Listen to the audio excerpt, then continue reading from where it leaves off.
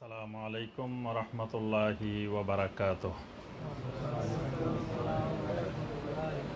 একজন মুমিন ঈমান আনতে হলে তার ঈমানের সমস্ত আহকাম এবং আরকান তাকে কবুল করতে হয়।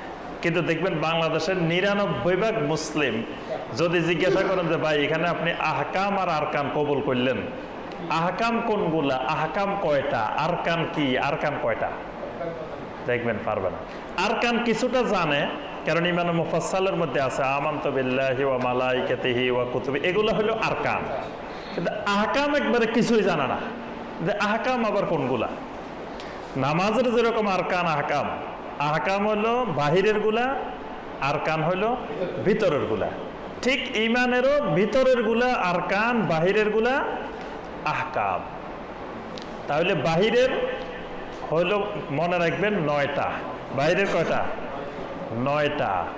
আর ভিতরের কয়টা? ৬টা। ৯ আর ৬ মোট ১৫টা। এই ১৫টা হলো ইমানের আরকান আহকাম। তা আপনারা একটু লেখাপড়া করবেন এই ইমানের আহকামের উপরে। ইন্টারনেটে কোনো জায়গায় আহকামুল ইমান পাইবেন, কোনো জায়গায় পাইবেন শারাইতু লা ইলাহা ইল্লাল্লাহ, শুরুতু লা ইলাহা ইল্লাল্লাহ, লা ইলাহা ইল্লাল্লাহর শর্তাবলী। কোনো জায়গায় পাবেন শুরুতু শাহাদাতে আল্লাহ ইলাহা ইল্লাল্লাহ ওয়া আন্না মুহাম্মাদার রাসূলুল্লাহ, যে লা ইলাহা ইল্লাল্লাহ মুহাম্মাদুর রাসূলুল্লাহ ঘোষণা দিতে হইলে, সাক্ষ্য দিতে হইলে এই শর্তগুলো লাগবে। এইভাবে বিভিন্ন শিরোনামে দেখবেন যে বিভিন্ন কিতাবে অনেক বই পুস্তক এই বিষয়ের উপরে লেখা হয়েছে। দেখবেন যে অসংখ্য বড় বড় বই আছে খালি এই শুরুতু শাহাদাতে আল্লাহ ইলাহা ইল্লাল্লাহ, লা ইলাহা ইল্লাল্লাহর শর্তাবলী। ওই শর্তগুলোকেই আবার অন্য পরিভাষায় আহকামও বলা হয়। তাহলে শর্ত হলো কয়টা? ৯টা। ১ নম্বর হলো আল এলেম। ১ নম্বর হলো এলেম, আল এলম আল মুনাফি লিল জাহাল। এমন এলেম লাগবে যে এলেম দ্বারা মূর্খতাকে দূরীভূত করে দেয়, মূর্খতা দূর হয়ে যায়। এরকম এলেম না হলে লা ইলাহা ইল্লাল্লাহ হবে না। এই জন্যই আল্লাহ পাক লা ইলাহা ইল্লাল্লাহর এলেম শিখতে বলছেন, ফাআলাম আন্নাহু লা ইলাহা ইল্লাল্লাহ। সূরা মুহাম্মাদের ১৯ নম্বর আয়াত। আল্লাহ পাক বলছেন লা ইলাহা ইল্লাল্লাহর এলেম শিখো। তাহলে লা ইলাহা ইল্লাল্লাহ বলতে হলে এলেম লাগবে। মানে লা ইলাহা ইল্লাল্লাহ বলার কারণে আমার জীবনে কি কি করা যাবে, কি কি করা যাবে না, লা ইলাহা ইল্লাল্লাহর সাথে আমার পুরো জিন্দেগি রিলেটেড। এই জন্য লা ইলাহা ইল্লাল্লাহর এলেমবিহীন যদি কেউ লা ইলাহা ইল্লাল্লাহ বলে তো তার দেখবেন যে জীবনে কোনো পরিবর্তন আসবে না। লা ইলাহা ইল্লাল্লাহ বলার আগে যেরকম, লা ইলাহা ইল্লাল্লাহ বলার পরেও একই রকম, কোনো পরিবর্তন নাই। তো বুঝতে হবে এই লোকে লা ইলাহা ইল্লাল্লাহ বলছে, লা ইলাহা ইল্লাল্লাহর এলেম নেই, লা ইলাহা ইল্লাল্লাহ সম্পর্কে কিছুই জানে না, খালি মুখে লা ইলাহা ইল্লাল্লাহ বলছে। অথবা লা ইলাহা ইল্লাল্লাহ ওয়ালার ঘরে জন্মগ্রহণ করছে, মুসলিমের ঘরে জন্মগ্রহণ করছে, এই জন্য হে লা ইলাহা ইল্লাল্লাহ বলে, কিন্তু লা ইলাহা ইল্লাল্লাহর কোনো এলেম তার মধ্যে নাই, এই জন্য তার জিন্দেগিতে কোনো পরিবর্তন আসে নাই। সাহাবায়ে কেরাম যেদিন লা ইলাহা ইল্লাল্লাহ বলছেন, সন্ধ্যায় বলছেন, এই রাত্রে থেকে তার আমল, জিন্দেগি, পুরা জিন্দেগি পরিবর্তন। লা ইলাহা ইল্লাল্লাহ তার পুরা জীবন পরিবর্তন করে দিছে। তাহলে আমার পরিবর্তন হইলো না কেন, বা আরেকজনের পরিবর্তন হইলো না কেন? তার অর্থ হইলো আমার লা ইলাহা ইল্লাল্লাহর এলেম হয় নাই, জ্ঞান অর্জন হয় নাই, লা ইলাহা ইল্লাল্লাহ সম্পর্কে আমি জানি না কিছুই। এই জন্য লা ইলাহা ইল্লাল্লাহ বলার প্রথম শর্ত হলো এলেম। আল্লাহ রাসূল সাল্লাল্লাহু আলাইহি ওয়াসাল্লাম হাদিসে বলছেন, সহিহ মুসলিমের হাদিস, মান মাতা ওয়া হুয়া ইয়ালামু আন্নাহু লা ইলাহা ইল্লাল্লাহ দাখালাল জান্নাহ। যে ব্যক্তি মারা গেল এমন অবস্থায়, ওয়া হুয়া ইয়ালামু, সে এলেম শিখছে, জানে, আন্নাহু লা ইলাহা ইল্লাল্লাহ, যে আল্লাহ ছাড়া সত্যিকারের কোনো মাবুদ নাই, দাখালাল জান্নাহ। নবী সাল্লাল্লাহু আলাইহি ওয়াসাল্লাম বলেন সে জান্নাতে যাবে। সুবহানাল্লাহ। তাহলে এমন লা ইলাহা ইল্লাল্লাহ বলতে হবে যে লা ইলাহা ইল্লাল্লাহ সম্পর্কে তার জানা আছে, এলেম আছে। ২ নম্বর যে শর্তটি সেটি হলো আল ইয়াকিন, আল মুনাফি লিশ-শাক। এমন ইয়াকিন লাগবে যেই ইয়াকিনের দ্বারা সমস্ত সন্দেহ দূরীভূত হয়ে যায়। ঈমান আনার পরে আপনার আমার ভিতরে অনেক সন্দেহ তৈরি হতে পারে, শয়তান আমার তৈরি করে দিতে পারে যে আসলে আল্লাহ বলতে কিছু নাই, নাউযুবিল্লাহ, এরকম ওয়াসওয়াসা তৈরি করতে পারে। এবং দেখবেন অনেক ভাই আমাদের কাছে মাঝে মাঝে এসে বলেন যে আমরা এই ইসলাম নিয়ে যখন আমি চিন্তা ভাবনা করি, চর্চা করি, তখন আমার ভিতরে এখন ইদানিং নাস্তিকতার মতো পরিবেশ তৈরি হয়েছে, আমার মানে অন্তরের মধ্যে ওয়াসওয়াসা তৈরি হয়, মনে হয় আল্লাহ বলতে কিছু নাই, আসমান জমিনের সব এমনি হয়েছে, মানে বিভিন্ন রকমের ওয়াসওয়াসা তৈরি হয়ে যায়। এই সন্দেহ দূরীভূত করার মতো ইয়াকিন লাগবে, দৃঢ় বিশ্বাস লাগবে। দৃঢ় বিশ্বাস না হলে যত লা ইলাহা ইল্লাল্লাহ বলবেন ইমানদার হওয়া যাবে না। একটু সন্দেহ আছে ভিতরে, আবার লা ইলাহা ইল্লাল্লাহ বলছেন, ইমানদার না। অনেকে লা ইলাহা ইল্লাল্লাহ বলছেন নবী সাল্লাল্লাহু আলাইহি ওয়াসাল্লামের হাতে এসে, কিন্তু এদের অন্তরে সন্দেহ ছিল, এরা মুনাফিক রয়ে গেছে, এরা কেউ ইমানদার হতে পারে নাই। ইমানদার না হওয়ার কারণ এদের অন্তরে সন্দেহ আছে, শাক আছে। এজন্য লা ইলাহা ইল্লাল্লাহ বলার দ্বিতীয় শর্ত হলো ইয়াকিন, দৃঢ় বিশ্বাস। আল্লাহ পাক কোরআনে কারিমে সূরা আল হুজুরাতের 15 নম্বর আয়াতে বলছেন, ইন্নামাল মুমিনুনা আল্লাযীনা আমানু বিল্লাহি ওয়া রাসূলিহি সুম্মা লাম ইয়ারতাবু ওয়া জাহাদু বিআমওয়ালিহিম ওয়া আনফুসিহিম ফি সাবিলিল্লাহ উলাইকা হুমুস সাদিকুন। আল্লাহ পাক বলেন ঈমানদার তো শুধু তারাই যারা আল্লাহ এবং রাসূলের উপরে ঈমান এনেছে, সুম্মা লাম ইয়ারতাবু, এরপরে তারা বিন্দুমাত্র সন্দেহ পোষণ করে নাই। অর্থাৎ লা ইলাহা ইল্লাল্লাহ মুহাম্মদুর রাসূলুল্লাহ বলার পরে বিন্দুমাত্র সন্দেহ তার ভিতরে থাকা যাবে না। যদি বিন্দুমাত্র সন্দেহ থাকে তাহলে ঈমান হবে না। এটা ঈমানের দ্বিতীয় শর্ত। 3 নম্বর শর্ত আল কবুল। লা ইলাহা ইল্লাল্লাহ মুহাম্মদুর রাসূলুল্লাহ সাল্লাল্লাহু আলাইহি ওয়াসাল্লামের সাথে সম্পৃক্ত যা আছে সব কবুল করতে হবে। যদি বলি যে না ঠিক আছে আমি লা ইলাহা ইল্লাল্লাহ বলছি, কিন্তু কোরআনের সব জিনিস আমি কবুল করি না, বা নবী সাল্লাল্লাহু আলাইহি ওয়াসাল্লামের সুন্নাহর হাদিসের সব আমি কবুল করি না, তাহলে ঈমান আসে নাই। যতই সে মুখে লা ইলাহা ইল্লাল্লাহ বলুক, মুহাম্মদুর রাসূলুল্লাহ সাল্লাল্লাহু আলাইহি ওয়াসাল্লাম বলুক, তার ঈমান আসে নাই। এজন্য 3 নম্বর শর্ত হলো কবুল। আল্লাহ রাব্বুল আলামিন যা বলছেন সব কবুল করতে হবে, বলতে হবে সামি'না ওয়া আতা'না গুফরানাকা রাব্বানা ওয়া ইলাইকাল মাসির। আমি সব শুনলাম আর মেনে নিলাম। নবী সাল্লাল্লাহু আলাইহি ওয়াসাল্লাম যা বলছেন সহিহ মাধ্যমে যদি প্রমাণিত হয় যে এটা নবী সাল্লাল্লাহু আলাইহি ওয়াসাল্লামের বক্তব্য, তাহলে মেনে নিতে হবে। এটা ঈমানের 3 নম্বর শর্ত আল কবুল। আল্লাহ পাক কোরআনে কারিমে বলছেন, কুলু আমান্না বিল্লাহি ওয়া মা উনসিলা ইলাইনা, তোমরা বলো যে আমরা আল্লাহর উপরে ঈমান আনলাম এবং আল্লাহ যা কিছু নাজিল করছেন সব কিছুর উপরে ঈমান আনলাম। কিছু ঈমান আনলাম, কিছু ঈমান আনলাম না। বললাম যে না এই আল্লাহর এই বিধানটা খুব ভালো লাগতেছে, এটা মানে নিলাম, আর এটা ভালো লাগতেছে না, এটা মানবো না, বাস ঈমান আসে নাই। যতই সে লা ইলাহা ইল্লাল্লাহ বলুক, লা ইলাহা ইল্লাল্লাহর শর্ত পূরণ হয় নাই। এজন্য সে যত লা ইলাহা ইল্লাল্লাহ জিকির করুক, যত কিছু করুক, তবে তার ঈমান আসে নাই, কারণ তার ভিতরে কবুল আসে নাই। সূরা আল বাকারার 208 নম্বর আয়াতে আল্লাহ পাক বলছেন, ইয়া আইয়ুহাল্লাযীনা আমানু দুখুলু ফিস-সিলমি কাফা, হে ঈমানদাররা ইসলামের মধ্যে পরিপূর্ণরূপে ঢুকে যাও, একটু ইসলামের বাইরে থাকার সুযোগ নাই। বাথরুমে যাবেন, যদি কোন যে ইসলামটা একটু রেখে যাই, বাথরুম নাপাক জায়গা, সেখানে নেওয়া যাবে না, ইসলামকে বাইরে রেখে গেছেন, রেখে যাওয়া যাবে? এজন্য বাথরুমের সাথেও দেখেন ইসলামের কতগুলো বিধান আছে। আপনি বাথরুমে ঢোকার আগে দোয়া আছে, আছে না? কোন পা দিয়ে ঢুকবেন এটারও বিধান আছে, কোন দিকে ফিরে বসবেন এটারও বিধান আছে, কোন দিক পিছনে দেওয়া যাবে না এটারও বিধান আছে, দাঁড়াই করবেন না বসে বসে করবেন এটারও বিধান আছে, তারপরে ডান হাতে পরিষ্কার করবেন না বাম হাতে পরিষ্কার করবেন এটারও বিধান আছে। আবার বের হইবেন, সেখানে ডান পা দিয়ে বের হইবেন না বাম পা দিয়ে বের হইবেন, এখানেও বিধান আছে। আবার এখানে দোয়াও আছে। এক বাথরুমের সাথে কতগুলো বিধান! তাহলে এখানেও ইসলাম বর্জন করার, ইসলাম থেকে মুক্ত থাকার সুযোগ নাই। তাহলে একজন ইমানদার যেখানে যাবে সেখানে তার লা ইলাহা ইল্লাল্লাহ মুহাম্মাদুর রাসূলুল্লাহ থাকবে। জীবনের এক মুহূর্তের জন্য এটা থেকে মুক্ত থাকার সুযোগ তার নাই। এটার নাম হলো কবুল। নবী সাল্লাল্লাহু আলাইহি ওয়াসাল্লামের কোনো কথা মানতে রাজি নেই। সূরা আন-নাসর 65 নম্বর আয়াত আল্লাহ পাক বলেন ফালা ওয়া রাব্বিকা লা ইউমিনুন হাত্তা ইউহাক্কিমুকা ফীমা শাজারা বাইনাহুম সুম্মা লা ইয়াজিদু ফী আনফুসিহিম হারাজাম মিম্মা কাদাইতা ওয়া ইউসাল্লিমু তাসলিমা। আপনার রবের কসম, ওই লোক কোনোদিন ঈমানদার না যে লোক আমার রাসূল কোনো ফয়সালা দেওয়ার পরে সে মেনে নিতে সংশয় বোধ করে, পুরোপুরি মেনে নিতে পারে না, সর্বান্তকরণে মেনে নিতে পারে না। আল্লাহ বলেন আপনার রবের কসম এই লোক ঈমানদার না। তাহলে নবী সাল্লাল্লাহু আলাইহি ওয়াসাল্লামের কোনো বক্তব্য মেনে নিতে পারে না, সেও ঈমানদার না। তাহলে কবুল হলো 3 নম্বর শর্ত। 4 নম্বর হলো আল ইনকিয়াদ। ইনকিয়াদ মানে হলো পরিপূর্ণ আত্মসমর্পণ।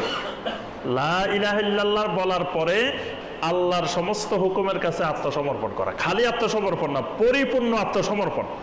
নবী সাল্লাল্লাহু আলাইহি সাল্লামের হুকুমের কাছে, সুন্নাহর কাছে, আদর্শের কাছে আত্মসমর্পণ।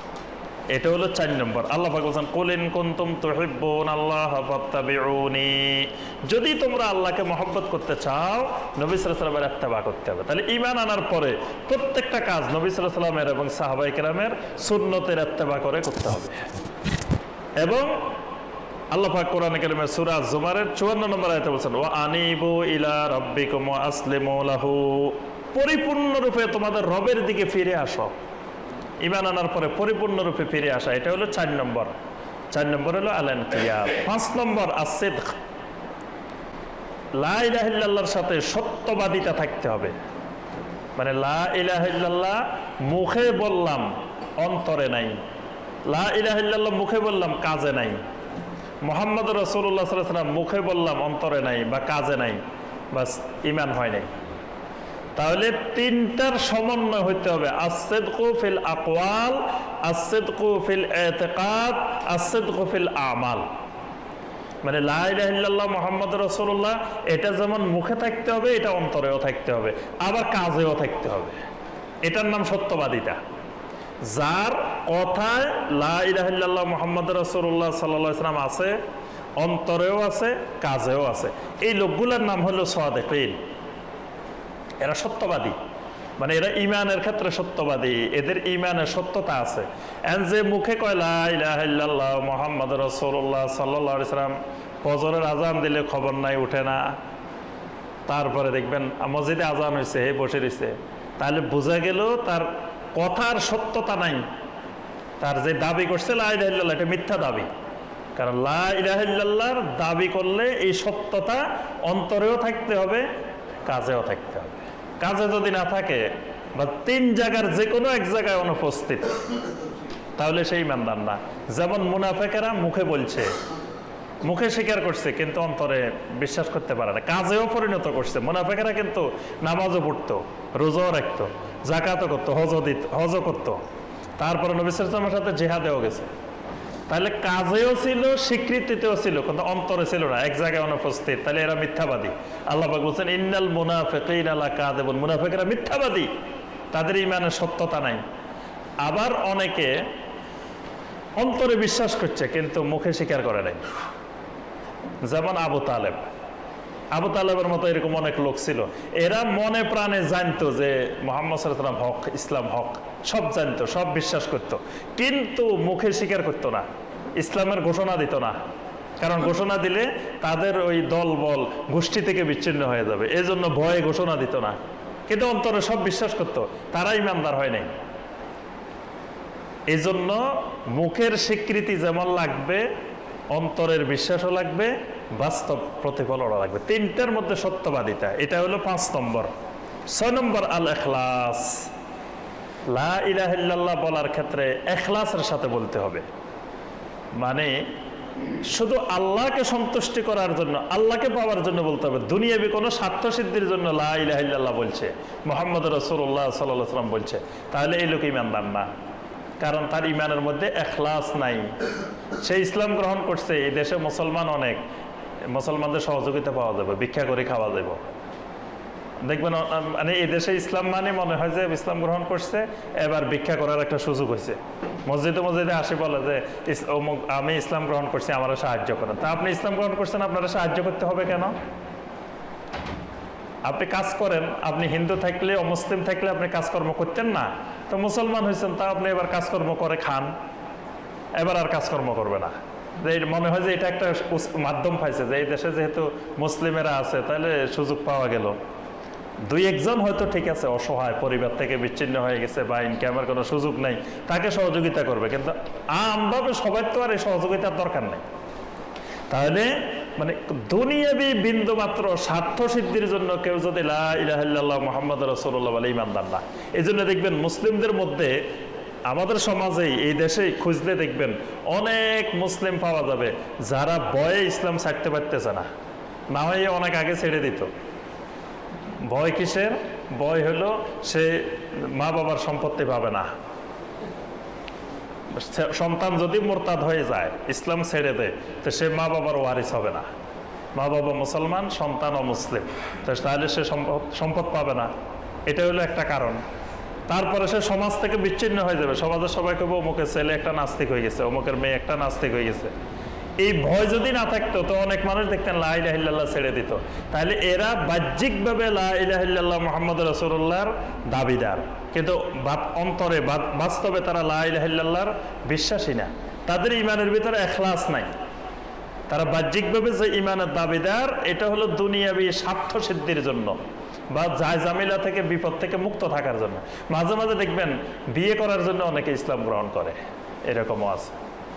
যে একটা দেখা গেছে যে অমুসলিম মুসলিমের সাথে বিয়ে হবে, তো কয় তুমি মুসলমান না হইলে তো হবে না, তো বিয়ের জন্য মুসলমান আছে, কিন্তু লা ইলাহা ইল্লাল্লাহ পড়ার আগে যে অবস্থা, পরেও একই অবস্থা। তাহলে এটা ইমানকে বুঝে, লা ইলাহা ইল্লাল্লাহ বুঝে, লা ইলাহা ইল্লাল্লাহর মহব্বতে ইসলাম গ্রহণ করে না, এটা হইলো বিয়ের জন্য ইসলাম গ্রহণ করছে। তাহলে 6 নম্বর হইলো আল ইখলাস, 7 নম্বর হইলো আল মুহাব্বাহ। লা ইলাহা ইল্লাল্লাহ মুহাম্মাদুর রাসূলুল্লাহ সাল্লাল্লাহু আলাইহি ওয়াসাল্লাম ঘোষণা দেওয়ার পরে আল্লাহ রাব্বুল আলামিনকে সবচেয়ে বেশি মহব্বত করতে হবে, এটাই ঈমানের একটা শর্ত।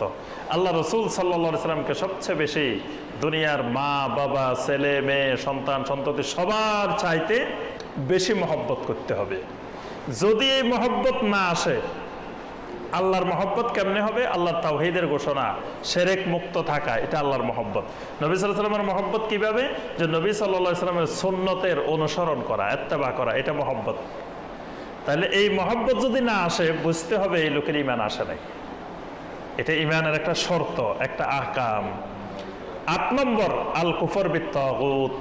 কোন লোক লা ইলাহা ইল্লাল্লাহ মুহাম্মাদুর রাসূলুল্লাহ সাল্লাল্লাহু আলাইহি ওয়াসাল্লাম ঘোষণা দেওয়ার পরে সে তাগুতের সাথে কোনো সম্পর্ক রাখতে পারবে না, তাগুত থেকে সম্পূর্ণরূপে বিচ্ছিন্ন, তাগুতের সাথে বারা। ইব্রাহিম আলাইহিস সালাম বারবার ঘোষণা দিতেন, ইন্নানি বারাউম মিম্মা তুশরিকুন, তোমরা যে সমস্ত শিরক করো আমি এগুলোর সাথে সম্পর্ক ছিন্ন করে দিলাম। ইব্রাহিম আলাইহিস সালাম বারবার এই কথা বলতেন, ওয়ামা আনা মিনাল মুশরিকিন, আমি মুশরিকদের অন্তর্ভুক্ত নই। ঘোষণা দিতে হবে যে আমি তাগুতের সাথে নাই। আমরা তাগুতের উপর ইনশাআল্লাহ আরেকটা ক্লাসে আলোচনা করব। তাগুত যতগুলো আছে, 5 প্রকারের তাগুত আছে। ইবনুল কাইয়্যিম রাহিমাহুল্লাহ বলছেন যে পৃথিবীতে 5 রকমের তাগুত আছে। এই 5 রকমের তাগুতের সাথে সম্পর্ক ছিন্ন না করলে ঈমানদার হবে না। 9 নম্বর যেটা আল মাউতু আলা হাযিহিল কালেমা, এটাই হলো সর্বশেষ ঈমানের শর্ত, ঈমানের আহকাম, যে এই কালেমা ঘোষণা দেওয়ার পরে এই কালেমা সহকারে মারা যাইতে হইব। কারণ নবী সাল্লাল্লাহু আলাইহি ওয়াসাল্লামের হাতে অনেকে কালেমা বলছে, কিন্তু পরে কালেমার উপরে মারা যাইতে পারে নাই, তারা সাহাবীর আওতাভুক্ত না। সাহাবী হওয়ার শর্ত হইল নবী সাল্লাল্লাহু আলাইহি ওয়াসাল্লামকে ঈমান অবস্থায় দেখতে হবে এবং ওই ঈমান অবস্থায় উনি মৃত্যুবরণ করতে হবে, তাহলে উনি সাহাবী। যদি মৃত্যুর আগে উনি লা ইলাহা ইল্লাল্লাহ থেকে সরে গেছে, তিনি ওই কালেমার উপরে নাই, তাহলে সে ঈমানদার না। অনেকে মুনাফেক হয়ে গেছে, নবী সাল্লাল্লাহু আলাইহি ওয়াসাল্লামের হাতে ইসলাম গ্রহণ করছে, পরে মুনাফেক হয়ে গেছে। অনেকে মুরতাদ হয়ে গেছে, অনেকে আবার তার আগের কুফরির অবস্থায় ফিরে গেছে। এগুলো সব সাহাবী থেকে বাদ। তাহলে কোন ব্যক্তি লা ইলাহা ইল্লাল্লাহ মুহাম্মাদুর রাসূলুল্লাহ সাল্লাল্লাহু আলাইহি ওয়াসাল্লাম ঘোষণা দেওয়ার পরে ঈমানের শর্ত হলো এটার উপরে মৃত্যু পর্যন্ত বলবৎ থাকতে হবে। এজন্য আল্লাহ পাক কোরআনে কারিমে অনেক জায়গায় বলছেন, ইন্নাল্লাযীনা ক্বালু রাব্বুনাল্লাহু সুম্মা ইসতাকামু, রাব্বুনাল্লাহ বলার পরে এটার উপরে ইস্তিকামত থাকতে হবে, মৃত্যু পর্যন্ত ইস্তিকামত। এজন্য মৃত্যুর সময় নবী সাল্লাল্লাহু আলাইহি ওয়াসাল্লাম বলেছেন, মান কানা আখিরা কালামিহি লা ইলাহা ইল্লাল্লাহ দাখালাল জান্নাহ। যার আখের কালাম হবে লা ইলাহা ইল্লাল্লাহ, সে জান্নাতে যাবে। সুবহানাল্লাহ। আখের কালাম মানে মৃত্যুর আগ পর্যন্ত সে লা ইলাহা ইল্লাল্লাহর উপরে অটল থাকতে হবে, সাহাবত থাকতে হবে, ইস্তেকামত থাকতে হবে। এটা হলো ঈমানের 9 নম্বর আহকাম বা 9 নম্বর শর্ত।